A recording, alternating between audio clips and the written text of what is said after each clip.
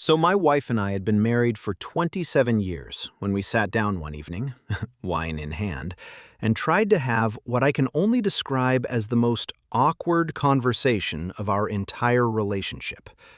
Not about money, not about the kids, about sex. Specifically, about the fact that it had become quiet. And not in a comfortable, cozy way, in a "are we just not going to talk about this ever" kind of way. And I realized I genuinely did not know what she wanted anymore. And more importantly, I had no idea how to even start asking. If any part of that sounds familiar, you are exactly who this video is for. Stay with me. Here's the thing about being in your 50s, 60s, or 70s. The world just kind of assumes you've figured it all out. Or worse, it assumes you've stopped caring. And so the conversations about intimacy, the real ones, the useful ones, they're almost entirely aimed at people in their 20s and 30s, which is great for them. But what about us? Because here's what nobody tells you. Intimacy in later life is genuinely different. Not worse, not over, just different. And different requires different conversations. Our bodies have changed. Some of us have been with the same partner for decades, and somewhere along the way, we stopped actually asking what the other person wanted. Some of us are newly single after a divorce or the death of a partner, and we're stepping back into intimacy feeling like we've forgotten the entire language. Some of us are dealing with medications that affect desire, joints that make certain positions feel like a punishment, hormonal shifts that changed the landscape entirely. And nobody, not our doctors, not our friends, not our grown children who definitely do not want to hear about this, nobody is sitting us down and giving us the tools to navigate it. That's what today is about. Let's be real for a second. Here's what genuinely shifts after 50. And I want to say this clearly and without embarrassment because these are just facts. For women, menopause changes things. Estrogen drops. And for a lot of women, that means vaginal dryness and sometimes pain during intercourse, which nobody warned us about.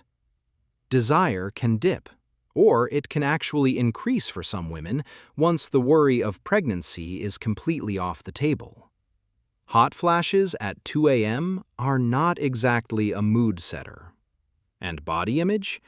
After decades of being told what our bodies should look like, being in a changing body can bring up a lot of complicated feelings. For us men, testosterone gradually declines. Arousal can take longer. Erections may be less reliable, and the anxiety around that can actually make things worse. Medications for blood pressure, cholesterol, diabetes, depression, a whole medicine cabinet of things that nobody connects to intimacy. And yet, here we are. For both of us, we're tired more.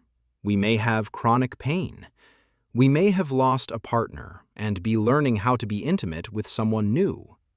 Or we've been with the same person so long that we've just stopped being curious about each other. And here's the twist. Studies show that more than 1 in 3 adults over 55 are still having sex at least once a week, and 1 in 6 say it's better now than when they were younger. So clearly, people are figuring this out. Let's talk about how. This is something we put together for you, and you can download it for free using the link below. It's called the Yes, No, Maybe list, and it's been adapted specifically for adults 50 and up. The basic idea is beautifully simple. You and your partner each fill out your own copy, separately, in private. No judgment, no looking over each other's shoulder. You go through a list of activities, intimacy styles, and conversation starters, and for each one you mark, yes, absolutely. No, hard no for right now. Or maybe, I'm curious, but I need to talk about it first. Then you compare notes. The magic isn't really the list itself. The magic is that the list starts the conversation for you. Because let's be honest, sitting across from someone you've been with for 30 years and saying, "So, what do you actually want in bed?" can feel almost impossible. The list makes it feel safe. And this version, it's built around your reality.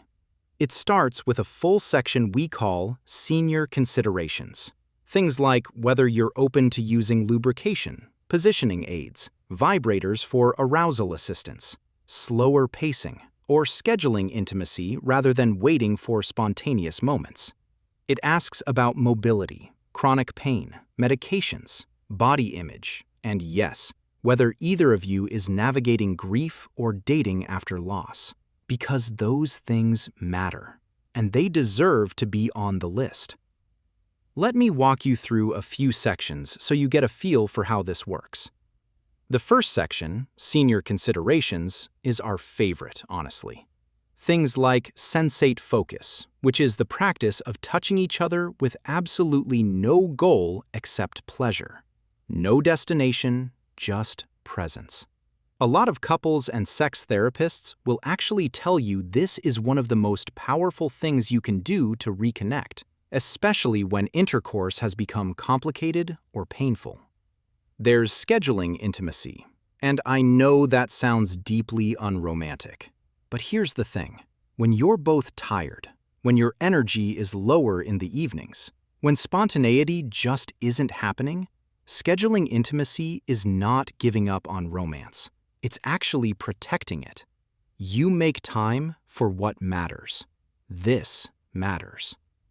There's body image, accepting your aging body together.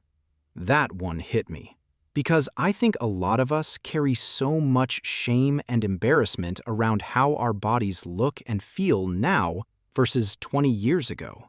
And yet our partner is often right there thinking, "I just want to be close to you." We suffer in silence over something the other person doesn't even see the same way we do.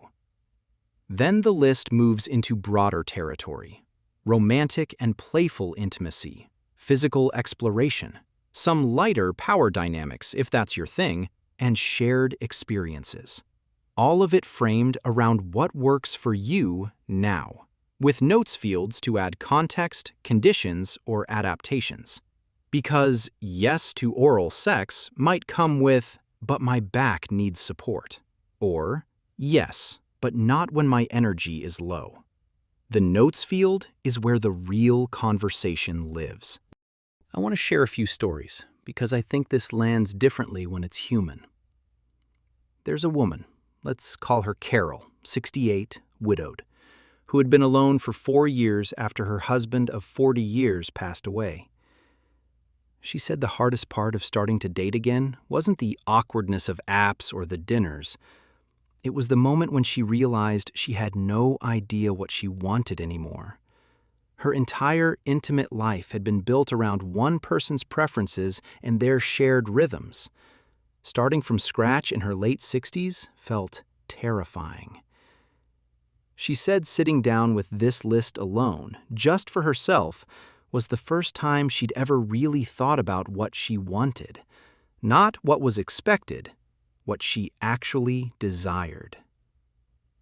Then there's a couple in their early 60s, together 32 years, who hadn't really talked about sex in probably a decade. Not because they didn't love each other, they just stopped.